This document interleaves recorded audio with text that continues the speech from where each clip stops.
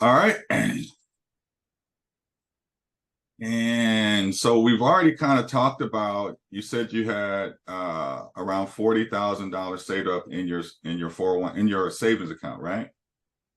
Yeah, so obviously I'm not looking to like Spend it. empty out savings Right. for a home, Right. but I am willing to sacrifice to get what I really want. I know Absolutely. the market is like a little high. Like you said, my biggest concern is just kind of is is I'm not wanting to buy a forever home. I'm very Okay. much so the person who foresees myself being in this home for maybe 5 to 10 years. Okay. And I'm just worried about flipping upside down, and I'm worried about Atlanta and this area tanking like it did about 10 years ago. So that's my biggest concern. So when I start to, so that's my biggest concern. So I'm like, I don't know enough about real estate to know what's trending and where we're headed.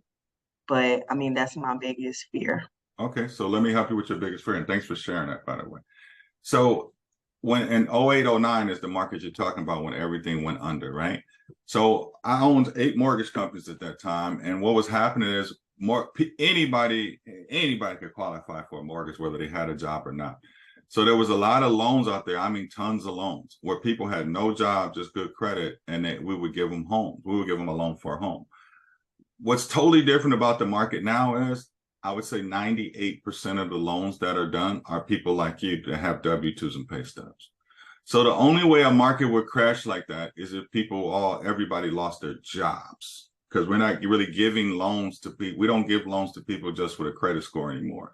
Like we do self-employed loans, but they still have to provide tax returns, bank statements showing that they make a lot, whatever amount they make. But 98% of the loans they're just cookie cutter loans now. So that whole market is got cut out.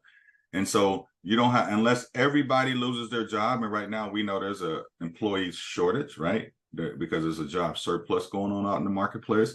So it's going to be very hard for that to happen here. And in Metro Atlanta, we are the number 8 city in the United States for real estate.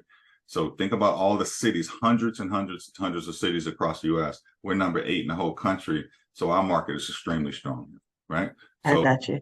yeah. So So my yeah, biggest go ahead. concern is like, not my biggest concern, but like another thing with that would be, I guess I was thinking of because I have like friends and stuff, and like a lot of them, their homes are foreclosing because of the increased price for, so it's allowing, taxes and stuff like that to go up. So Mm-hmm. they can't really afford, especially if they have multiple homes, um, the increased mortgage payments, right? So I'm like, should I wait for a year and try to see if they're gonna begin to foreclose?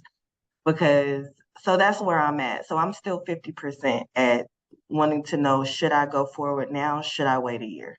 So let me Should I wait, you okay, know? I'll answer that, and I'll just be 100% honest with you. Now is always the best time to buy. Why? Because if you wait, the same home that you were going to buy for 300,000 next year, you're going to pay 318,000 for it, right? Because appreciation goes up here in Metro Atlanta. It's not going down. There's too many people moving here. Your friends that may be facing foreclosure because they got overextended buying multiple homes, like you don't really know their personal financial situation, why that happens, but it doesn't happen where you have a house and all of a sudden your taxes get doubled. Like that doesn't happen, right?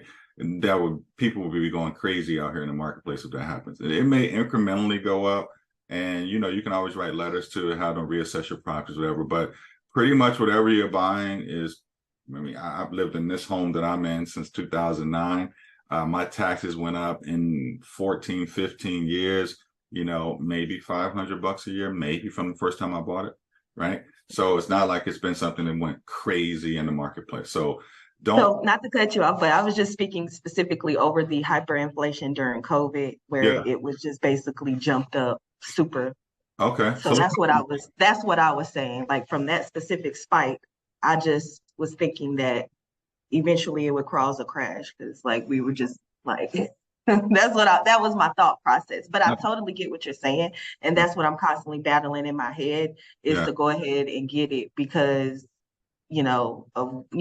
of the way it's going up. You know what I mean? So like that's what I'm constantly battling in my head. I'm just very hard to persuade. Yeah, I don't want to. I don't. My job's not to persuade you. My job's to give you information because you're a very smart young lady. That's like you're saying, okay, the glasses you have on. Okay, if they're going to cost you more next year, but you need them today, why would you wait next year to get it, right?